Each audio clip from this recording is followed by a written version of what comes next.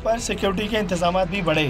D G rangers بلال اکبر کی صدارت میں پولیس اور رینجرز افسران سر جوڑ کر بیٹھے عید کے سیکیورٹی انتظامات کا جائزہ لیا۔ انتظامات کو حتمی شکل دینے کے ساتھ تخریب کاری سے نمٹنے کا لائحہ عمل بھی واضح کیا گیا۔ آئی جی سندھ اے ڈی خواجہ نے افسران کو عید الاضحیٰ پر سیکیورٹی کے غیر معمولی اقدامات کا حکم دیا ہے۔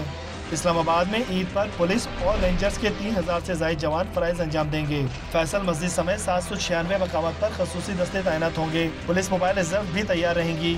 پنجاب میں مجموعی طور پر عید کے 17,992 اجتماعات کے لیے 38,541 پولیس اہلکار تعینات ہوں گے۔ Walk through gate, metal detector اور CCTV کیمرے بھی نصب ہوں گے۔